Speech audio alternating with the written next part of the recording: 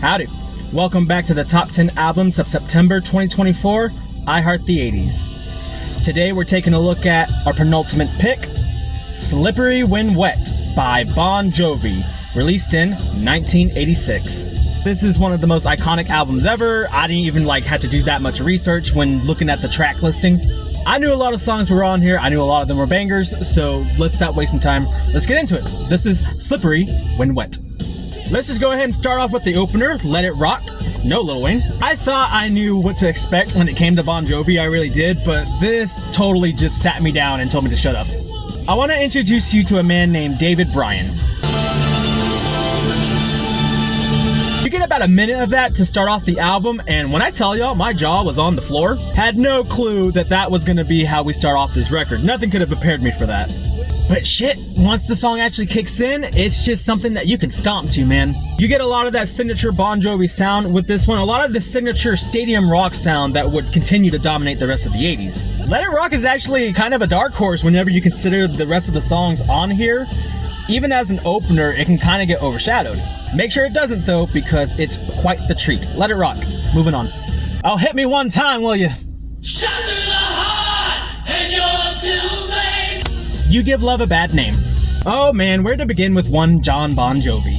First off, I love this era of singing, and Bon Jovi puts all of his personality into every single note that he performs. Especially when it comes to the dialect, I just love it when people put Y's in words that don't have them. Like, how do you pronounce bad like bad? Just a nice little twang to it, which is kind of ironic considering that he's from Jersey. But man, it's almost pointless to even describe the song because it's probably already done playing in your head by now. One of the most iconic ways to start off a song ever in music history. I felt like I was the only one that thought that he said, shot through the heart and you're too late. I was like, name doesn't rhyme with late. What are you talking about? I just love the snare sound from the 80s. It's like loud and there's a lot of reverb from it. It's just... So, You Give Love a Bad Name. That's unfortunate. Ooh, up next is Living on a Prayer. One of the best songs ever. One of my favorite songs ever. Like top 15 for sure. Maybe top 20. But like, it's up there. The story, man. The story. I mean, you know it. You got Tommy working the docks. You got Gina working the diner all day. I mean, Tommy and Gina together, that's all they got. And that's a lot for love. What's not to love about this song? My favorite thing is the talk box, obviously. The way that the bass riff sets up for that to come in is just like, mwah, masterful. Living on a Prayer, I don't even want to talk about it. I just want to listen to it. So let's move on.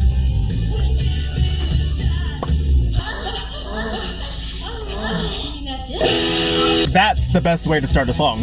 What do you mean that's it? Don't you hate it when you're pitting in work and then you have to go to work? It's awful. Oh, but where are my manners? This is social disease. And to be more specific, love is a social disease. And well, you can definitely say that. Just another solid track from a great album. I mean, you got some horn works on here that took me a minute to catch, but once I did, it just enhanced things all that more. That's what I love about great albums like this. Even with the deep cuts, they still maintain that same energy, that same, pizzazz that the big boy singles got. So even though I was unfamiliar with these tracks going in, it did not take a long time for me to start liking them. And Social Disease was no exception. Definitely check that one out. It's nothing the shot can't cure. Wanted dead or alive. I don't know why I always feel the need to tell you when songs were on Rock Band or Rock Band 2, but this was one of them, and it was on Rock Band 1. One of the core memories that I have is staying up in the middle of summer of 2008.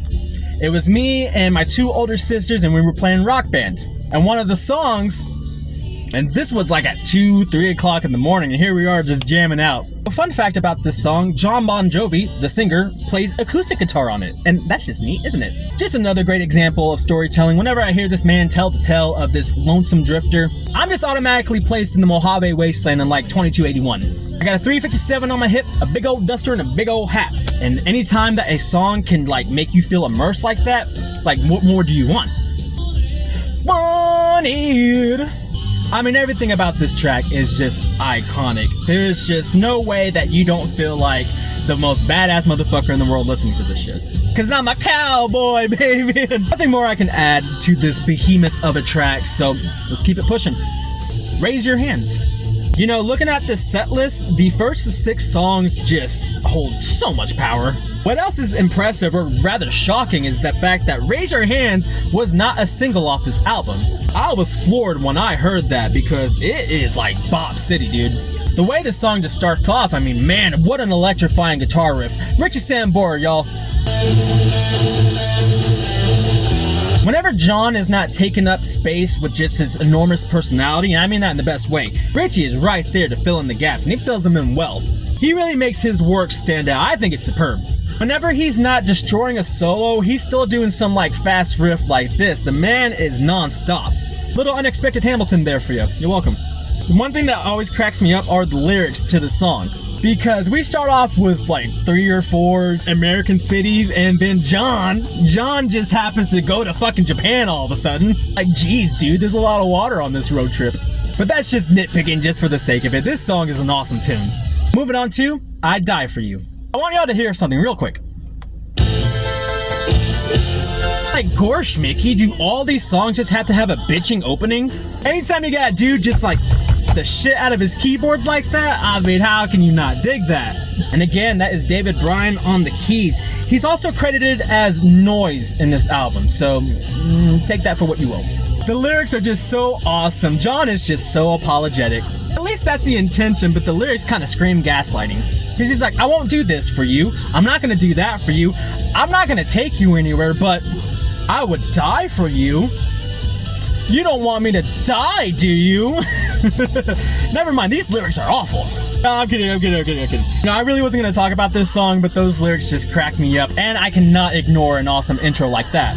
Rock it with the same energy that we've had throughout this album, add in another bitchin' solo, and what you got? It's a pretty solid tune. I'd Die For You. Check it out. It's awesome. Never Say Goodbye. Oh, good grief. The power ballad of all power ballads. I'm not gonna lie to you. I'm not gonna lie. Not my favorite song. This is not my favorite song. But I would be remiss if I didn't mention it, because I'm sure a lot of people have a lot of memories when it comes to this track. This is one of the few times in the album where things like slow down, like really slow down. Not just with that, but the dynamics are toned down considerably. You got a slow beat pretty much throughout, and you got these far-reaching vocals that are just singing to you, man. Especially whenever we get to the later Together Forevers, the harmonies on that.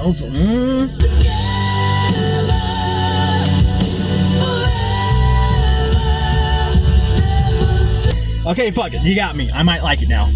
You think that's good though? Shit.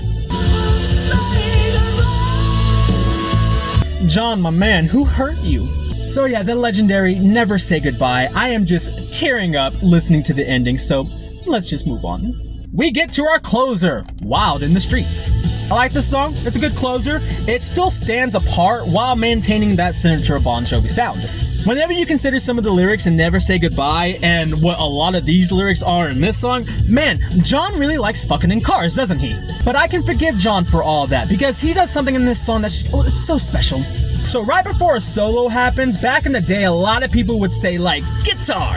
Not John. No, he's special. He says rock band.